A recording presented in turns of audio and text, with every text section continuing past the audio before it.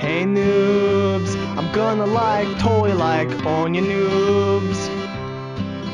Cause I own you, like I own you like. Hey, what's up everyone? I'm Bryce Wilson and I'm here with Jarett Cale, who you might better know as Jeremy from the Pure Pwnage web and TV series. How you doing this afternoon? I'm doing good, man. I'm doing really good. I'm enjoying the very warm and sunny weather in San Diego right now. So you're not in LA? No, I'm just a couple hours south. Sure. Well, unfortunately it's like 40 degrees or something over here and it's not even 10 a.m. in the morning yet. Is that Celsius? Yeah, Celsius, not Fahrenheit. Oh my God, that's brutal. So yeah, basically for anyone that doesn't know sort of Jarett's work, he has done the web series of Pure Pwnage and then the TV series as well. But maybe you want to give us a bit of a brief introduction to yourself. I am a creator, producer, writer, and star of the web series Pure Pwnage and the TV series Pure Pwnage. And I also once was and will be again a stand-up comedian. And I also, as more of a hobby, develop web flash games. And most recent Flash game you did that was released a while ago, wasn't it? Yeah, it went into beta in February. It was it was a very small budget game that was funded by the government of Canada. Um, we ran out of money quite a while back, so we're sort of in a hibernation phase where some of the developers are still working on a very part-time basis. Everyone else works full-time now for other companies, and I'm just trying to raise more money for it and hopefully make some progress on it in our spare time. It's none of our livings. It's just sort of a dream project for everyone involved. Was the initial reception to the Flash game promising? Yeah, it was. It's really too bad that we didn't have a proper budget because there's just so much work involved. It was an amazing experience for me because I've always wanted to develop games, and I just sort of jumped into it head first and didn't really know what I was getting myself into. It's just amazing how much work is involved, both in the creation of and then the maintenance of. Once we went live with beta, we had over 10,000 players, and there were just so many bug reports coming in, and so many little issues here and there, so much feedback, and we were trying to balance it all, and it was yeah, it was difficult, but it was still really rewarding. The game was very addictive. It was exactly like the kind of game I'd set out to build, which was sort of a throwback to the old BBS games I used to play when I was a kid. Yeah, so I hope that one day we can complete the project because I think when everything's there as it's envisioned, I think it's a really rewarding and cool team play experience. So, only a couple of years ago, you posted on the Pure Range forums basically about not just the future of the web series, but the direction of the TV series. You mentioned you were down in LA now. How's that working out? Like, have you had any luck with finding any projects or anything like that? Mostly right now, I'm on in vacation mode. I I read on the forums, and I think Joel may have mentioned in his interview that I was in LA. I'm sort of floating around SoCal with a home base in San Diego, so I only go to LA specifically for meetings. The purpose of my trip here is 60% dodging the Canadian winter with my family. My son just started walking, and I didn't want him to have to walk in 3 feet of snow when it's minus 20 degrees. So he's having fun here on grass and on beaches. So really, I just wanted to get out of Canada for a while, take a vacation. It's been a long time since I've taken an actual vacation. Even the vacations we would take over the last 7 years, we would sort of piggyback work onto. It's like, okay, we'll go to England, but we have to do these two shows, or in some way try to justify the trip. So it's really nice just being in between work To and purely relax? to actually relax with my family. And then there's I'm still doing some work. I'm still writing on the side, and then mostly I'm in LA for networking, for meetings, for both writing and acting.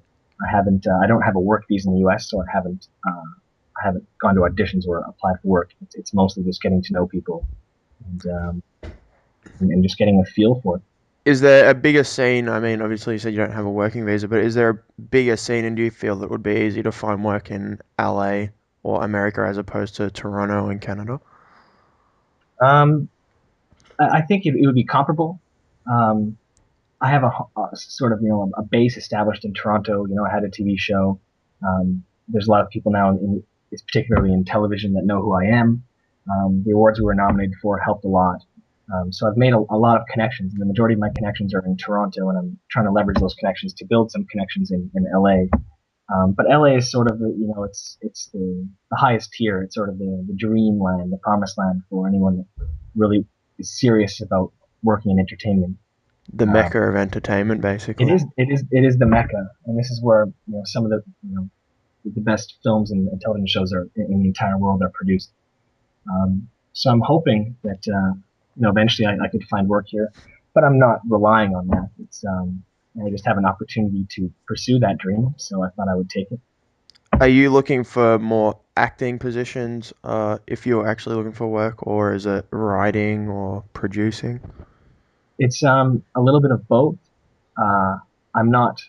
I'm in Canada at the moment. I'm an executive producer on a comedy that I'm helping to develop, and I just helped pitch to a major Canadian network, uh, much larger than Showcase. It's sort of a step up. You'll see it's nothing to do with gaming. It's far more mainstream comedy. It's not my creation. It was something that I was brought on board to help polish and help pitch and help create something great because of the work that I did on Pure Pwnage. Um, People thought I would be a good fit. Uh, I am also developing um, some other TV shows on my own, one of which is more gaming related. And on top of that, yeah, I'm looking for acting work. I have some friends that are directors and producers, and again, I'm not really gunning to make a living off of it. I just have this great opportunity, and I just find acting. It's just so fun, and Do, I you've obviously been sort of in front of the camera and you've done writing, etc., and like character stuff like that. Do you prefer the acting side of it, or taking a more sort of backseat role and being able to drive the direction of the show as opposed to actually being one of the characters in it? Um, well, you can be a character in a show and still drive the direction, but if it was a choice between the two, I do prefer acting. I find it's a lot less stressful. Um, it's sort of like this interview. It's on the spot. It's live. You sort of give it your all. You give your performance, and and then it's done with. And you can't really when I write, I'm very obsessive. So when I write, I stress a lot over it. Every single word that every character says, I'll spend probably an unhealthy amount of time reworking. And so I find that writing probably takes years off my life. And I think I'm good at it. I think I create endearing characters, and I think I have a mind for telling jokes. Um, but the writing to me is far more of a job in the traditional sense, in that it's not something that I wake up and I'm overly excited to do. I mean, it's a good job. It's definitely a lot better than stocking shelves, which was the previous job in my life. So I mean, it's still an amazing job. But then acting, I mean, to be able to pretend for a living, acting is like being a child again. It's like playing with your friends, just imagining a character um, and just and getting to be that character for a while, which is something that is easy for me. I really enjoy it. I enjoy losing myself. Um, I mean, that's just playing. And if you can play for a living, I mean, I don't think it gets any better than that. Something Joel touched on when I spoke to him was that Jeremy originally in the web series, I believe, was meant to be the sort of guy, the arrogant person on the forums and stuff that you don't like. Is that correct? Yeah. The original intention when we made that video, it was sort of me getting some of my pent up aggression out because I'd interact with these guys like Jeremy all the time that were just very pompous, arrogant, horrible grammar and spelling, and seemed incapable of communicating like a rational human being. But yet they were just amazing at the game, and the game is strategically complex and it's very difficult. So you have to respect them on some level for being able to do what they do, yet have to disrespect them for their manner in doing it. And so I didn't think that Jeremy was going to be all that endearing. He wasn't created to be the protagonist in a long running series.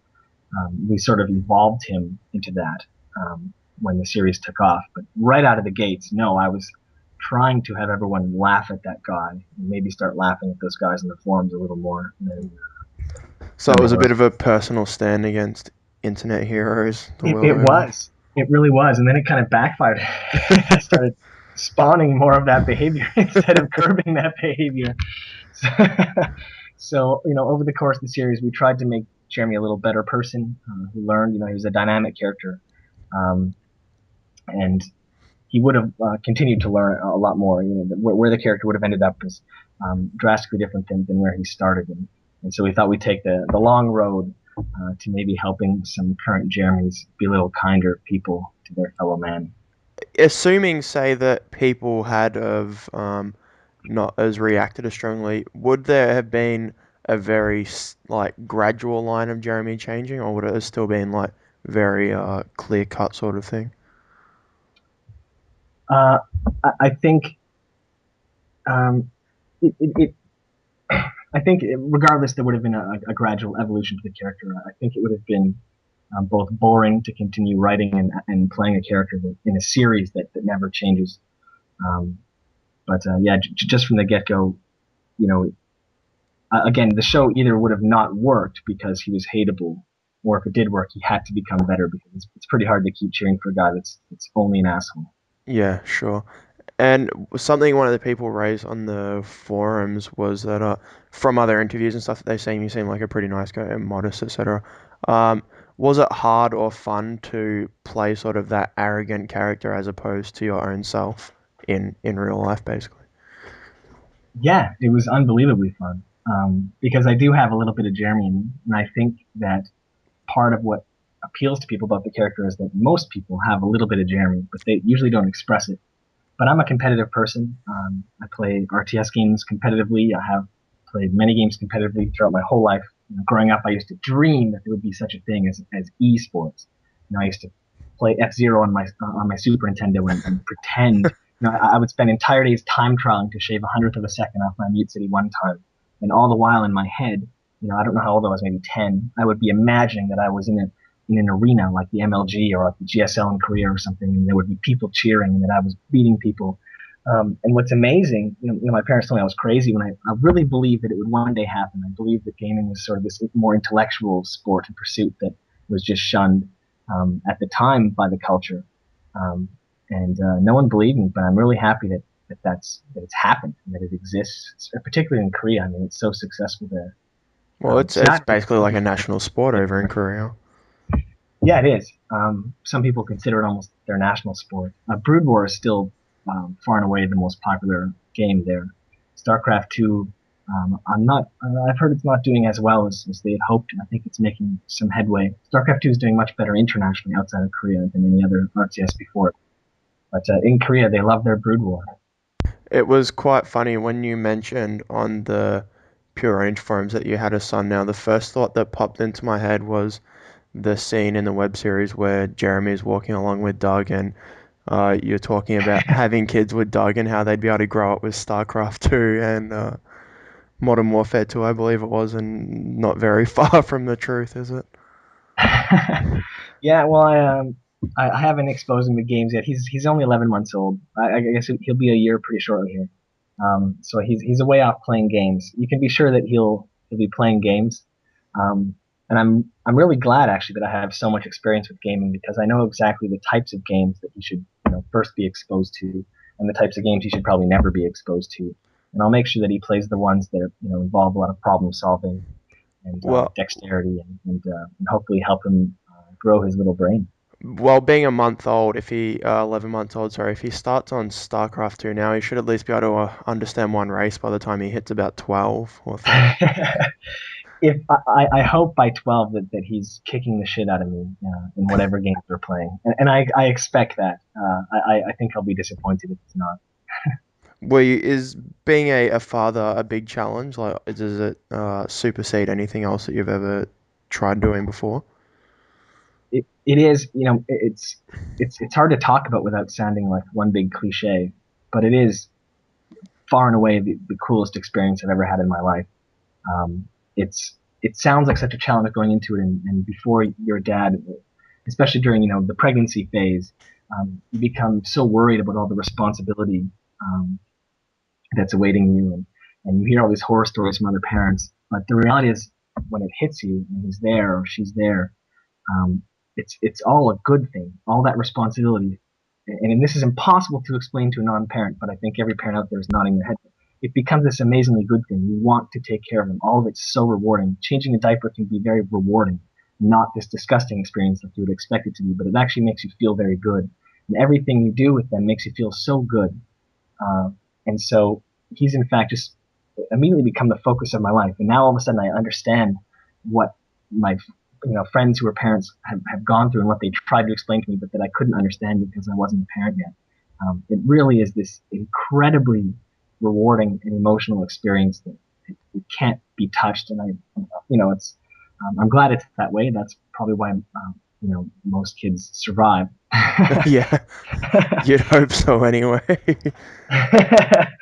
But it's remarkable. It's really remarkable. I can't. I think about him all day, every day. I've become that guy who can't stop talking about his kids and showing pictures of Taking his. the photos out everywhere and Yeah, yeah. Most photos I take, I've been taking a lot of photos lately. I got a new lens over the holidays, and it's just do you, funny. 98% of them are just him.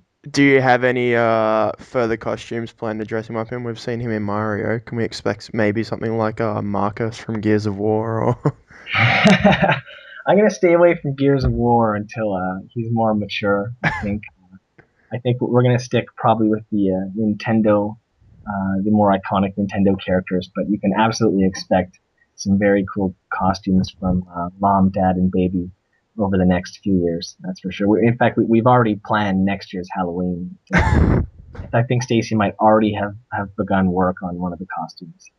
That's great. Obviously, you mentioned before that you were working on sort of another show for Canadian TV, but on that topic, how does negative sort of response to your work affect you? Do you take it all on board, or do you say, well, look, obviously it's unrealistic for everyone to like my work, so I might as well just improve and work upon the negative points that people have pointed out?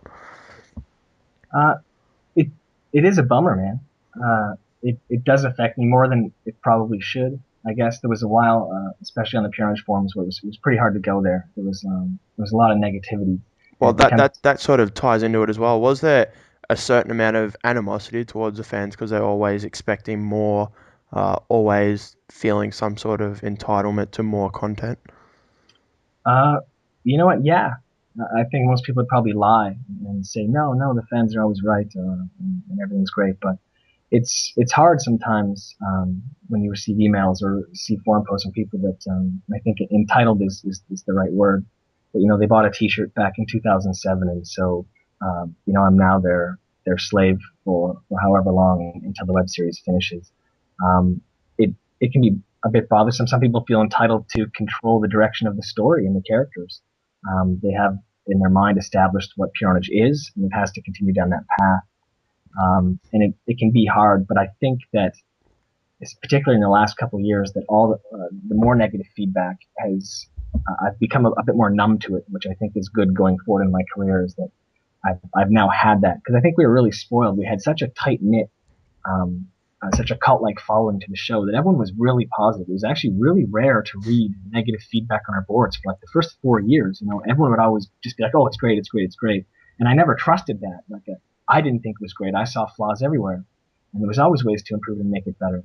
And I would go to other shows, and you read feedback, and you generally get a lot of negative feedback, particularly mainstream content. If you go to a movie review site, oh my God, people are cruel, like really cruel to the director, to the actors, to the writers. And so, in a way, I'm glad. I'm glad that I had that experience and I'm having that experience because it's a little more fair, I think, this way, and it's something that I have to expect if this is the career I'm going to have. If I make a movie and act, and if there's going to be people on the forums um, telling me I'm the worst actor ever and it's the worst script ever, etc., etc., and I have to knock Jay and Silent Bob out and find them and beat them up on their front porch. Um, Sort of on that topic, I mean, I wasn't a regular of the forums by any means. I signed up something like in March of 2009.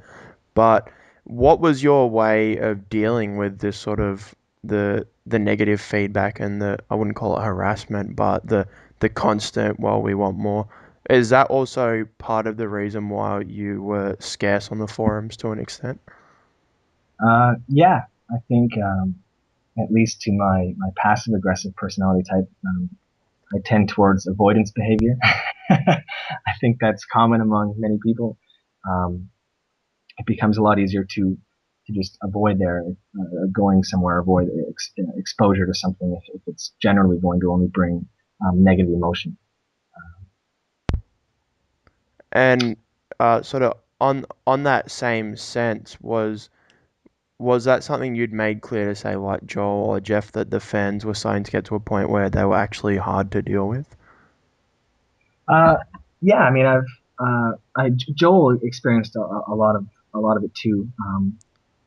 We would talk about how much of a bummer it is to go to the forums and read such negative feedback.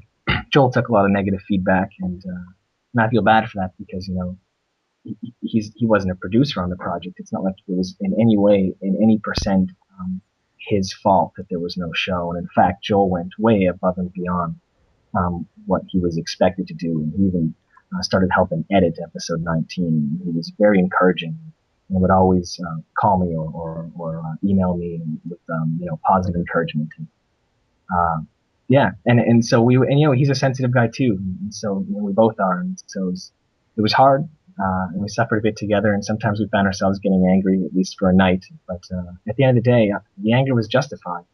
I think a lot of it was justified. Some of it's irrational sense of entitlement, but a lot of it is anger at broken promises and anger at something that was a reasonable expectation that wasn't met. And so a lot of the people I don't blame. I think some of them were meaner than they had to be, but I think at the end of the day, I know why it was there, and I know how they feel because I've been in situations like that before in my life. I'm 32 years old. I know where they're coming from. So Something that, like, on that topic of some footage that Joel had edited up, during when I spoke to him, he mentioned that there was some footage between Jeremy and Doug. Is there a likelihood that that will ever be released on the internet? uh, yeah, I think it's really likely. There's a few scenes, at least three scenes that I think are very funny. Um, that have been shot and cut. They stand alone. They don't need to be a part of any greater story.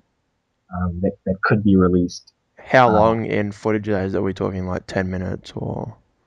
yeah, in total, we're looking at 7 minutes, 4 minutes, and just under three, I think. Yep. So yeah, about around 12 minutes of footage that would make sense on its own. That wouldn't be like what the hell is going on. Yeah. So, So yeah, uh, I think it would be a shame. I mean, we shot the footage. We spent money on the actors and spent time editing it, and it's funny and it works. So yeah, it would be a real shame not to put that out. It's just that the the position I'm at now is that you know I'm still it's not 100% officially dead. It's only 90%. When it's 100%, I'll immediately um, see what I can do about getting that footage out there. But in the meantime, I would hate to release that footage and then have the web series start up again and have that sort of spoil in some way the 19th episode. in that sense as well, if you could say the web series itself, I mean, you said it was on hold indefinitely. What caused you to come to that decision? Was it something that you needed to do so the fans knew what was happening, or was it more for a personal thing? A combination of both. Um, it was very personal. I think that I sat back and took stock of what had been done in the episode. Um, the cancellation of the TV series affected that, both me, on an emotional level and as well as pragmatically. The ending no longer was consistent. Um, and so it had been written to assume that there would be this TV series that was being made in parallel to the continued web series, which isn't that huge of a deal because it can now revert similar to how it was written previously. So I faced that there were still a couple of scenes that needed to be shot, um, and there was still an abundance of editing work. There had been no music work done. and there was just a lot of work left, and I was facing leaving Toronto for vacation and traveling for a while.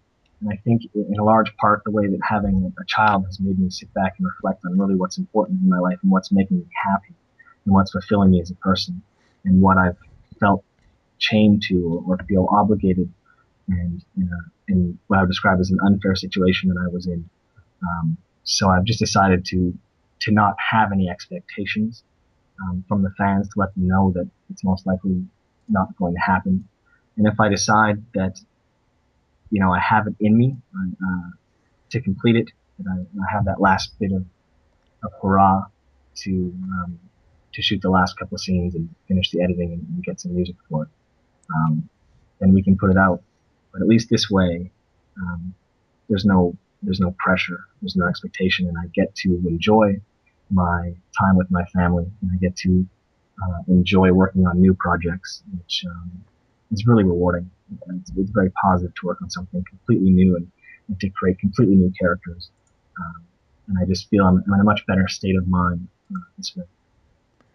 On the same sense, uh, obviously there was probably an overall story arc plan for the web series, and then Troy's unfortunate passing come along. Would you ever make the overall story loop of Pure Pwnage public to the forums if the web series wasn't to eventuate? Uh, it's again, that's. I mean, I saw in the forum thread a lot of people ask for that.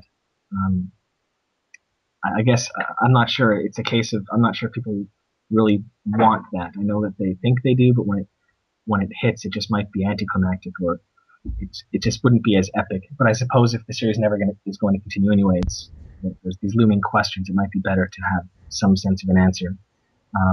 At this point, I would, maybe put out the script for 19 and as it sits 20, which I think leaves the series in a good spot, something that could be left forever and would have a satisfying conclusion to the story. And no one would feel like they're missing anything. Uh, so I can see myself doing that, but it's not on the list. And another thing that you mentioned in the State of Pawnage forum thread was there was a DVD coming out of season 1 of the TV show. A few people were saying that there was originally planned like extended cuts of scenes and stuff like that. Was that the original case or not? Yeah, it was the original hope, anyways. Was that because there's so much that was trimmed out of the episodes. There's been different versions of the episodes throughout the editing process. The editors would bring continually refined versions as we tried to get it down to 22 minutes. Some entire scenes, I think, were cut. So we know that we have all this content. We have these interviews that we took on the set. And then we have this all sitting on drives and disks somewhere. But I think the big concern now was that with no second season, there's no longer anyone working in that area. There's no budget. And there's no money to take that content, to sort through it, and to make it happen. And because the TV show is shot so professionally, these are all like Betamax tapes and all these technologies that aren't compatible really with your home computer, would require purchasing a lot of equipment to interpret that data ourselves, or renting very, very expensive studio time. Something that, there's no way Rothmere Productions is going to approve that kind of expenditure. And and there's no room in the season 1 TV budget to make that happen. So I think where it is now is that it's just going to be what was cut and edited and what was easily available to put on the DVD. Were you And disappointed that I there think was? there will be. I think there will be a Blu-ray as well as Sussex Glass. Don't quote me on that anymore, but I'm pretty sure there was a Blu-ray coming. I mean, we shot in HD for a reason, so I hope that that's happening. Were you disappointed about the exclusion of sort of the extended cut stuff and the bloopers, etc.? Oh yeah, yeah. No, I think it's a huge bummer. I mean, just to, as a fan myself of the show, I mean, it obviously appeals to my sense of humor. I helped write it, but I think that when people purchase a DVD set or something outside of the show, there's some expectation of extra content or something you've never seen before. So yeah, it's a big bummer, but people have still written, still seem excited. At least you'll be able to buy, high def version, have it all in one place and have it easily accessible. But who knows? It's not impossible that at some point in the future someone sifts through all that extra stuff and releases that. But I'd say that's highly unlikely.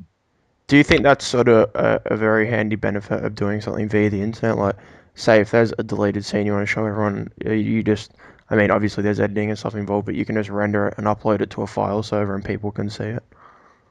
Oh yeah, I mean it's so much easier producing for the web and doing it all on your home PC and just having access to everything, all the footage, all the media, just sitting right there, working in the completely union professional system that the TV show worked in. It's so much harder to get even the smallest tasks done. And some of the tasks which would at home, traditionally take us a matter of an hour or a little bit of elbow grease and no cost, becomes thousands and thousands and thousands of dollars. And even getting, it's funny, even getting an HD version of the show, I wanted an HD copy at home. Turns out it was going to cost some 4-digit number to get me a copy of the show in HD. So I had to go and torrent it and steal my own show in HD in order to have an HD version. That's how absurd it is at some points working in that system. So even my own show, I'm torrenting it. Stealing money from yourself. Yeah, that's crazy, right? But On the sort of topic of like, I don't know, say financials and stuff like that, a sort of a rumor that was spreading around the forums a lot was that at one point the noob store was making enough sort of income for you guys to live off that. Is that correct? oh yeah, that's not a rumor. I think in previous fan chats and many times we've talked pretty openly that I think at the height we were employing 6 people full time or 5 people full time and a couple part timers. Um, just to manage the noob store and then product acquisition and shipping. Right now, the shirts are shipped out of Texas, so there's a couple of people working in Texas for a different company that we contract out to handle all the fulfillment. So right now, there are only 3 employees left at Raw Mayo. Jeff and myself being 2 of them, and then Stacy, who's still the noob store manager. And can we expect more stuff from the noob store, even if the web series was cancelled? Like, would that side of Raw Mayo and Pure Pwnage keep running? It's going to keep running for the foreseeable future. Obviously, the sales have taken a big hit, given that there's no content. Our sales were very related to the popularity of the show, the popularity of the website, directly related to our traffic, which was directly related to putting out episodes. So as the sales dwindle, I can see it coming to a point where it's reasonable to shut it down instead of maintain it. It costs more to maintain it. But in the meantime, some shirts are still selling. It's still making a tiny little bit of money. So I guess it'll stay open. Is the noob store something that you're proud of? I mean, how far it's come. Like, obviously, it started as is it fair to say, a small project when the show first started, and now, I mean, at the height of it, like, it was really supporting a bunch of people. Yeah, I'm really proud of it, and I'm thankful that we had the opportunity to employ a lot of our friends. Um, and I mean, we started in sort of the wild west of video on the web.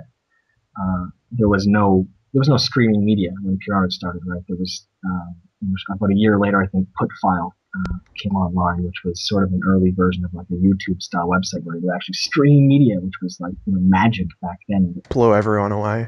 Blew you away that someone could host that and have that kind of bandwidth. I still to this day I don't know how YouTube makes money with the amount of bandwidth they must use.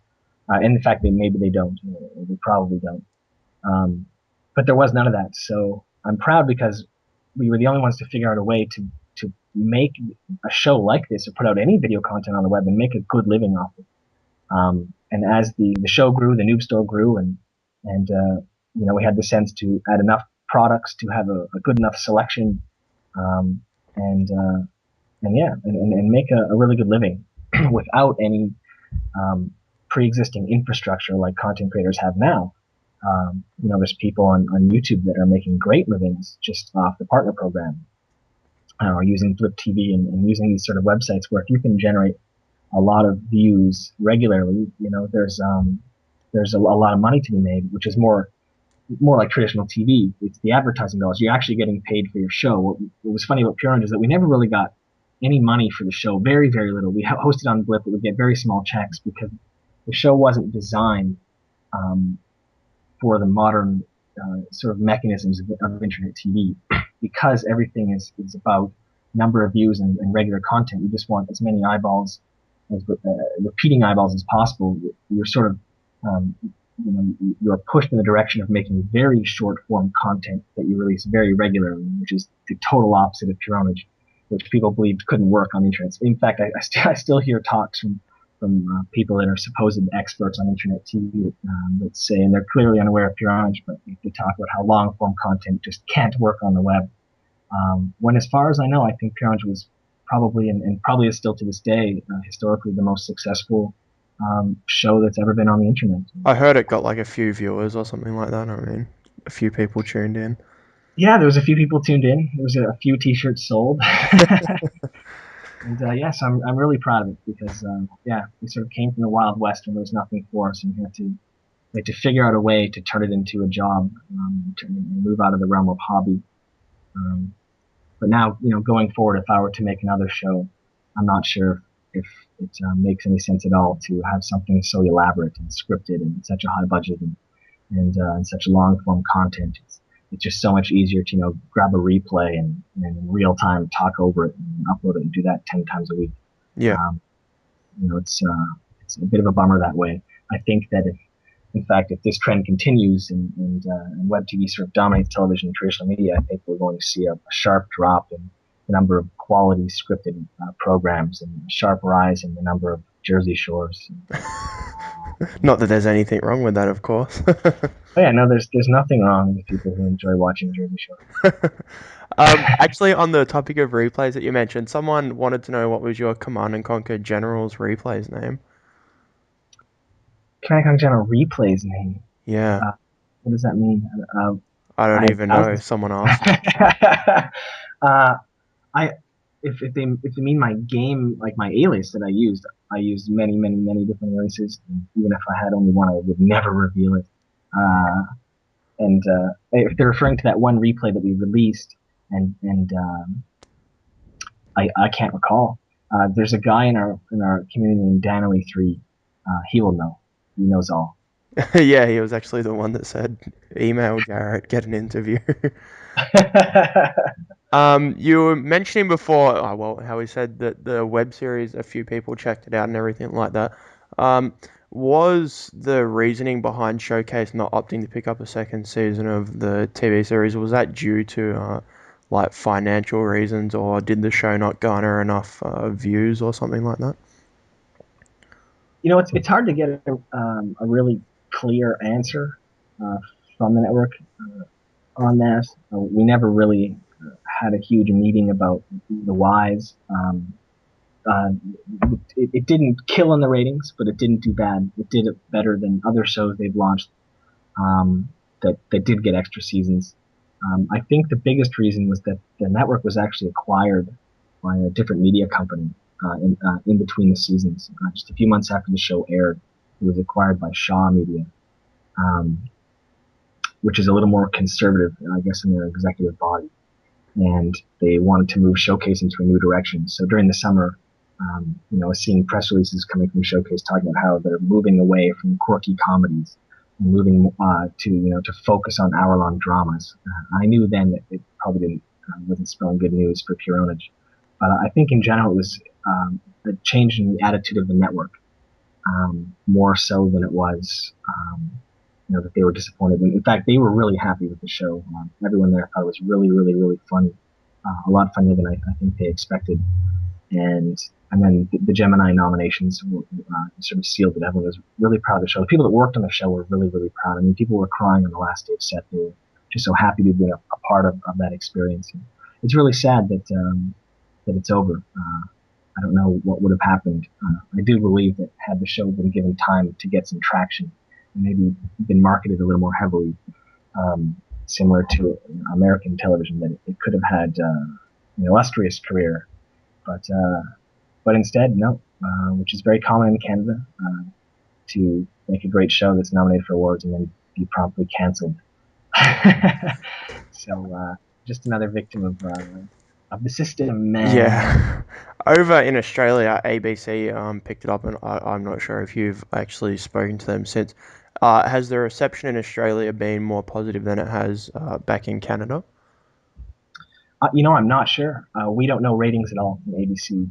We still talk to them occasionally, but we never have really asked them about ratings or anything like that. If we had a season 2, we'd probably be asking those questions to get an idea of whether or not they would be renewing.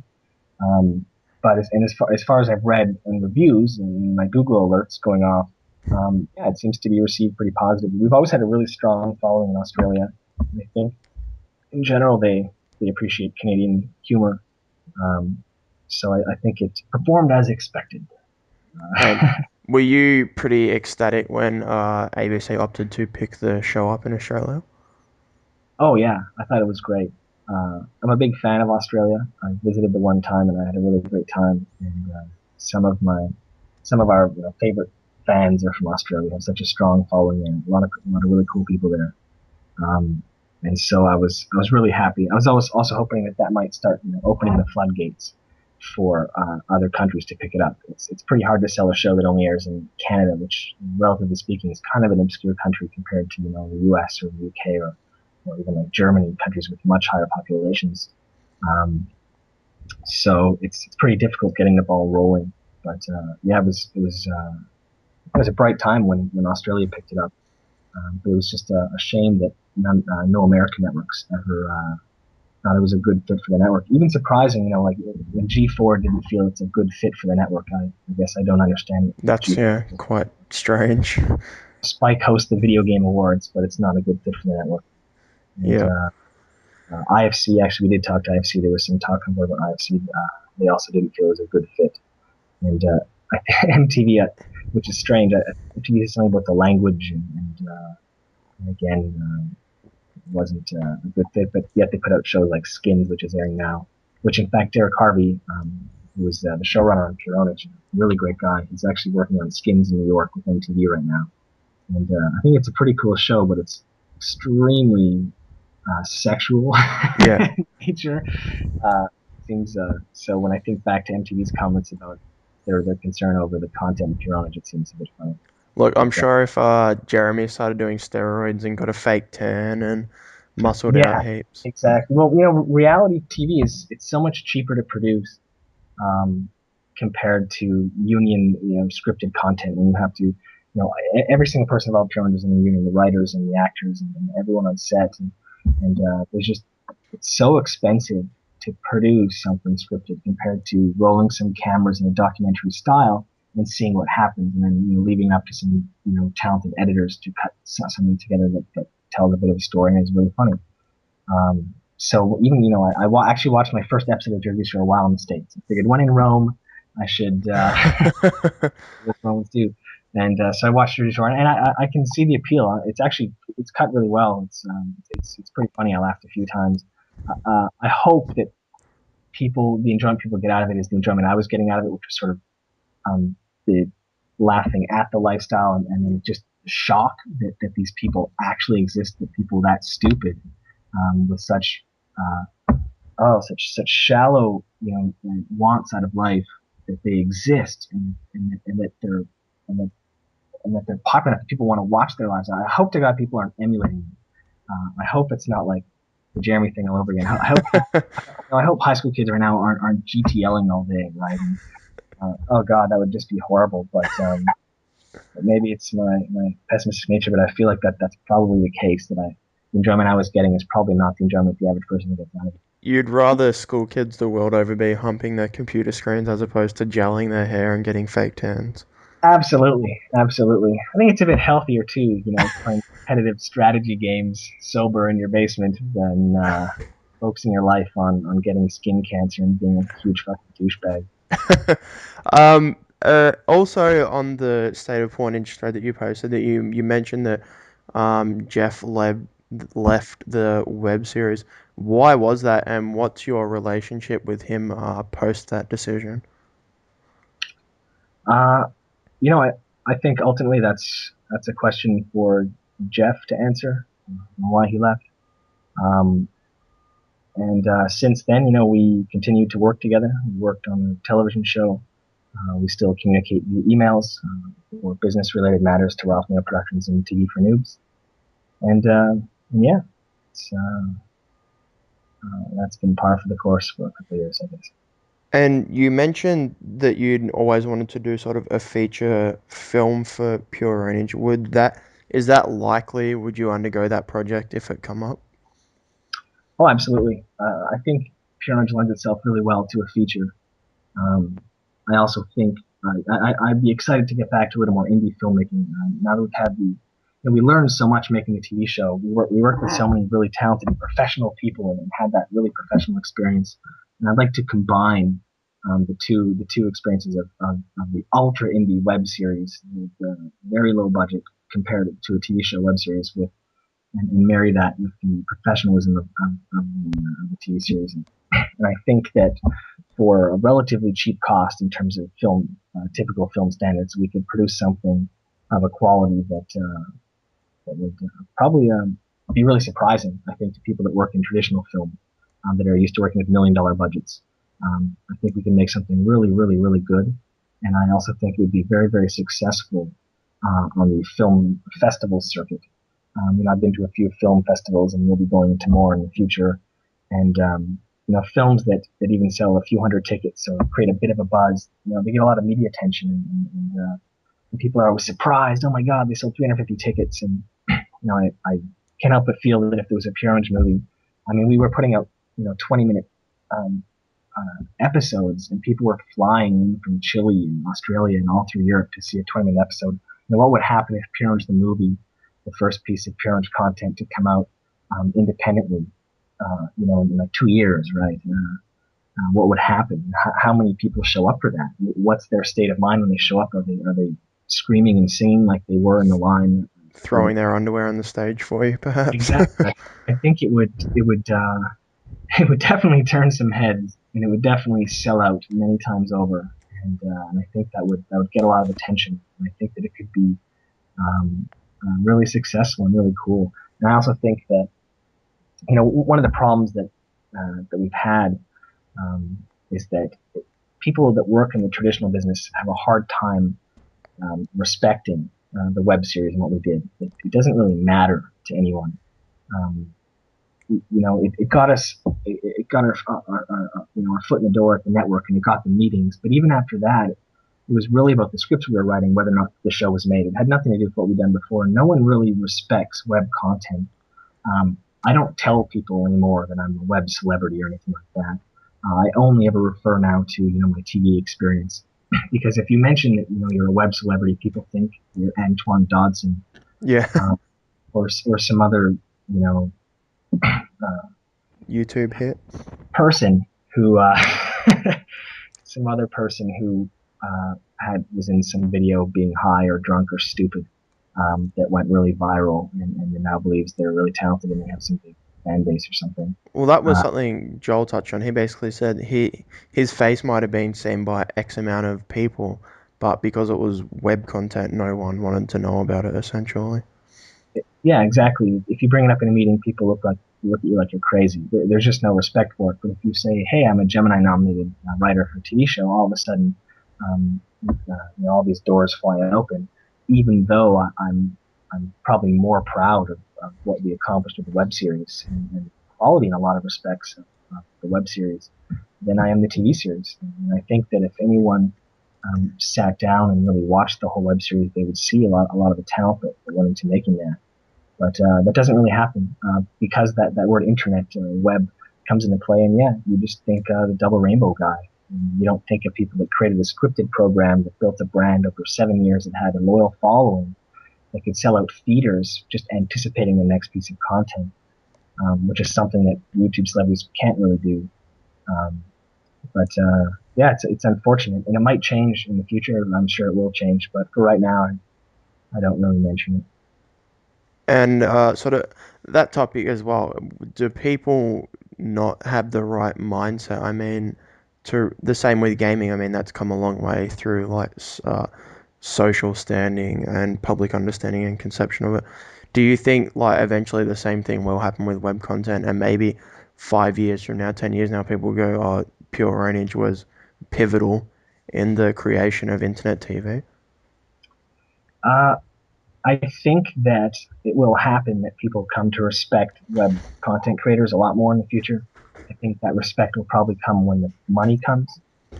As soon as the web content creators can, hold up big stacks of fat cash and seven-figure annual salaries and drive around in Ferraris on Rodeo Drive, uh, then you'll get respect. Um, and I think regardless of how long that process takes, and when we get there, I don't think Pyramids will ever be given the credit that it should have been given, that it does deserve to be given, um, simply because it was a very niche audience. It's funny. There's so many people that are aware of Pyramids, so many people watch Pyramids, but it's not the same type of internet user even that uses Twitter, say, or even I remember when Facebook first came out, a lot of our fans were pretty anti-Facebook. We sort of appeal to that more elite um, computer user, the hardcore computer user, which isn't really the same as the average YouTube user or the average, mom that's on the internet watching funny videos. So I think instead, when people look back, they'll probably give credit to something that was more mainstream, that was on YouTube. Um, you know, Felicia Day will probably get a lot of credit for it. She seems to, she's always talked about. She has a great media presence, right? So I think honestly, it's our fans. It's feel different. They're fans that wear the show, but I don't think uh, outside of people that loved the show and watched it, not too many people knew about it because we never advertised. It didn't have this mainstream appeal. It wasn't on these now ultra popular sites like YouTube. Um, so I think that it'll be a piece of trivia that a few people will know, but I don't think anyone's ever going to look back and sort of apply that pioneer tag or anything. And on that, the topic of the feature film that we were discussing before, would it be set in the same universe and storyline as the web series, or would you aim for something different? For the movie, Yeah, for the feature film. uh, I think it would. Well, it would be closer to the web for sure. I'd want to shoot it in a far more organic, documentary style. Um, we would have, shooting independently, we'd have far more freedom to allow, me personally to improvise, to be more natural. And whereas, the TV show, every single minute of the day was accounted for. It was all very rush. Um, so I would think it would probably be closer to the web series than the TV series. But And it probably wouldn't share the exact universe with either of them because yeah, again, a movie would almost be again like there's the web series, then there's a TV show, then there's the movie. Again, you have if, especially say it was going to go into theaters, you can't assume that anyone has any idea what it is before they walk in the theater. So you have to start from square one in some subtle way. I think the TV show open was very expositional. It's particularly in the first episode. It was probably hard for the web fans. Like, I know the characters. Come on, get through this. Don't show me your shit again. I know who you are. But I think it can be done a little more subtly and a little more briskly in a film format. But again, it would have to be introductory on some level. what part of producing the web series and the web content took the most time? Like, was it the editing or the compiling the footage or? Uh, we spent a lot of time writing, conceiving of the episodes. I guess it would be a close call between the amount of man hours that were spent writing and the amount of man hours that were spent editing. Editing is a very time-consuming task. It can often be boring. Um, uh, so I'd probably tip it to editing. And was at the same time as it was the longest thing? Was it also the most? I don't know if you'd say enjoyable, but was it the most? Was it the part that would make you think, oh, the hard work's about to pay off because we're about to see the reception and the fans' enjoyment, etc. Well, for me, um, it, it, the enjoyment didn't come until after the episode was out. and I saw positive feedback. So if we were in the theater and when people just started laughing and enjoying themselves and all the positive comments afterwards, the positive comments on the board, then my fears and anxieties would subside, and I'd go, oh wow, I guess we did it. I guess they actually like it again. It's funny again. But it's just my nature to be extremely cautious. I get very anxious every time we release an episode. I'd be on the verge of a panic attack. I'd be convinced. I will convince myself that it's the worst episode ever. Everyone's going to hate it. Everyone's going to be on the board telling me how much I suck. And I think I went into almost every episode with that attitude. I think usually the 24 to 48 hours before an episode launch, I was just in a horrible state where I just really believed this was it. This is the last episode we're going to do. It's going to suck. Everyone's going to hate it. And that was pretty much every episode. You had to call in Dr. Phil prior to the screening of every episode and talk it all out. Pretty much. Instead, it was Dr. Jack Daniels. Most helpful of people. As also within the web series, at the end, what was the giant light gun that Doug got off the two sort of unnamed people? I think I'll include that in the sort of, if we ever release scripts or an explanation of where the story would have gone, I'll make sure to include that bit. But for right now, that'll be under wraps. Because that thing was freaking huge. I thought he was going to name like 5 or 6 people just to help him carry it Yeah, out. the Sega Menacer, man. The Sega Menacer. That was it was a beast of a light gun when it came out. And also, was that story arc of Doug sort of going evil, was that going to carry on for an unforeseeable amount of time into the future? It was a fundamental sub-story to the overall Pure Pwnage story that was going to be told. But not something that was going to be in every episode. I had felt that we had leaned a little too much. There was a little too much sort of fantasy in the latter half of the latter quarter of season 1, and so you can tell in season 2 that we sort of consciously moved away from that. Which I'll point out is, I think one of the weirder things when it comes to this, the criticism that the fans give us. One of the things I'm going to point out here that's always bothered me a bit is that there's kind of a hypocrisy to a lot of the complaints. A lot of the people, many fans say in one breath that season 1 was the best season ever, and microballs suck. But there really wasn't any microballs in season 2, and season 2 did consciously go back to a little more of a documentary style, a little more just following Jimmy around and a little less of the fantasy elements. It was really hard. In hindsight, I think there's a reason that you don't see TV series change the fundamental style of their show in the middle of a series. Which is what Pure Pwnage did. We used to play around, and we'd call it a sandbox. So when we were interested in doing something new and cool, episode 9, I was just finished like chaining the entire series of Buffy, and I was like, oh man, I'd love to film a fight scene, have some kind of scene, have these fantasy elements. They're really fun, but it was never meant to be something that would permanently become the style of the show or anything like that. And yeah, so we sort of tried to move back away from it. But then what had happened is we had this divide in the community of some people that had become obsessed with the fantasy elements and wanted more and more and more of that, and then the other half of the community that hated the fantasy elements and wanted less of that. And yet we had to now appease both, because we can't leave the fantasy elements out there with no explanation, no proper ending. But at the same time, we need to stay true to the style of the show and what we believe was the reason people fundamentally watched the show, which was for to sort of follow Jeremy through his life and his interactions in the real world, being this zany uber gamer. And in episode 18 as well, Doug still had on the black shirt. Was that indicating that he was still in fact evil or not? It has significance. Yeah. It's also one of the things you don't want to reveal. Yeah. Keep your cards close to your chest. Yeah. And another one of the sort of the most asked questions on the forum was, a while ago, it must have been yourself or Jeff said that there was one Easter egg that the community hadn't discovered yet. Do you know what that is? Yeah, I do. In fact, it's been really shocking to me that no one's ever found it.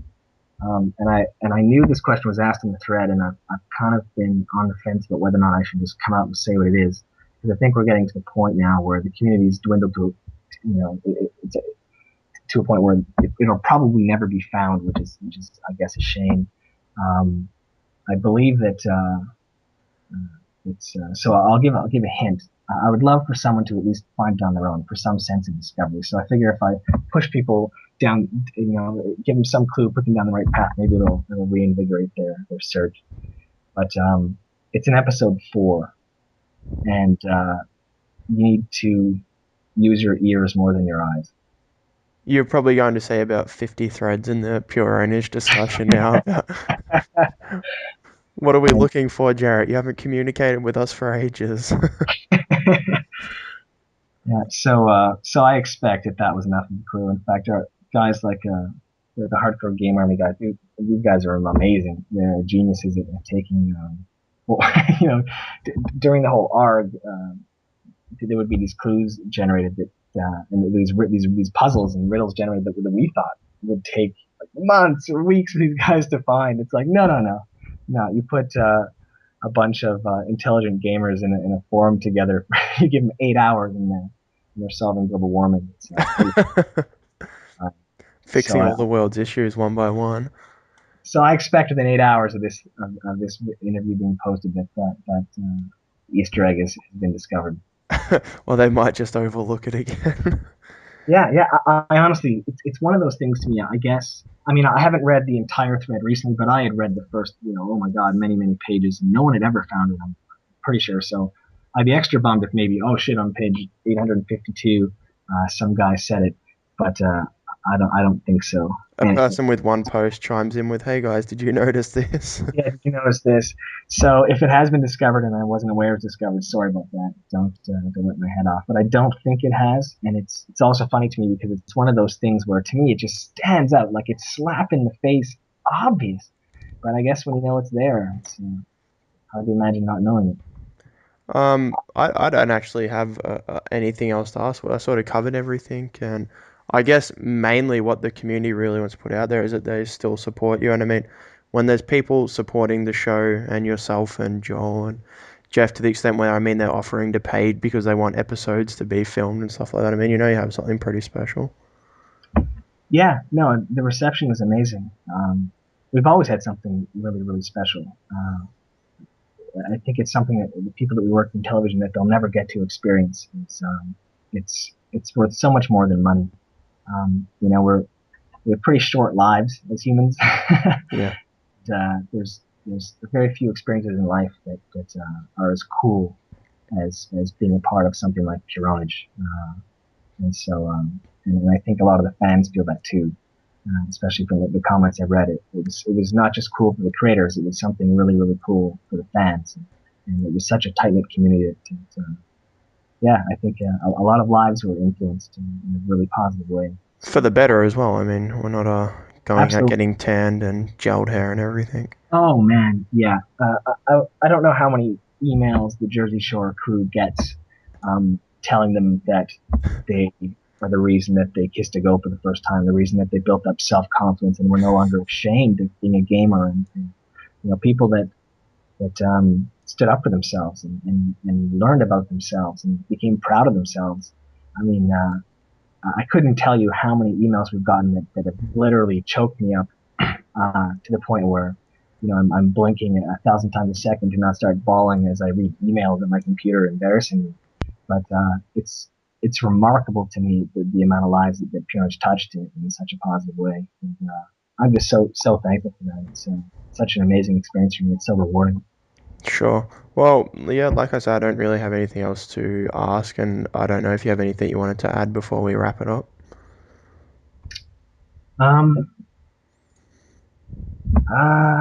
Yeah, if you play on the North American StarCraft 2 servers and you get your ass handed to you by a Diamond Protoss, that might be me. Or it could be your son. You've already trained him up. Yeah, I'll be very proud when he hits the Diamond Division. Or the Although Grandmaster League. That'll be out by I then. should say, yeah, I'm bummed I'm not in the Master League yet. That bums me out. But hopefully soon enough. I don't play often enough. I've got this huge bonus pool that's just accumulating. I can't possibly spend my bonus pool in time. So I uh, actually nearly forgot something. One of the people asked, it was rumored that Blizzard listed you in the credits for the development of StarCraft 2. Is that correct? yeah, they did. I think they gave us a special thanks. Um, as well, I think either me or Pure Pwnage on the whole was credited in Red Alert 3 and Command and Conquer Kane's Wrath, maybe another Command and Conquer, at least two Command and Conquers as well, which is pretty cool. And there's a lot of little Easter eggs and nods at Pure Pwnage throughout games. I've built actually great relationships with a lot of developers at various studios, especially because I met them a few years ago. A lot of them particularly from EA, I think they have a really high turnover, but now they've gone on to so many other companies that it's great. Actually, I have a really great network of people that work in the industry, and yeah, Subconsciously planting seeds in all these people and waiting for them to move on and send you their games and yeah, yeah. everything. Maybe one day one of them will give me the chance to make the best RTS ever made. That doesn't suck balls. Yeah, yeah. All right, well, yeah, thanks a lot for talking to me, Jarett. It's actually been a real honor, and I never would have thought that when I first started watching the show, I'd personally be talking to you one day, and I'm sure the community will take a lot from it, and we all wish you the best, and really that hope you do everything to your full extent that you can, man, and good luck with everything. Yeah, thanks, man. Yeah, when the show started, I never thought I'd be talking to people that wanted to talk to me or listen to what I had to say. Is And that that's what's the sun yeah. going crazy in the background? Hi, buddy. Yeah, they just got home from their walk. All right, no worries. Well, yeah, thanks a lot for talking to us, Jarett, and yeah, no doubt we'll be in touch just to see how everything's going. Take care, Bryce. You too, bye.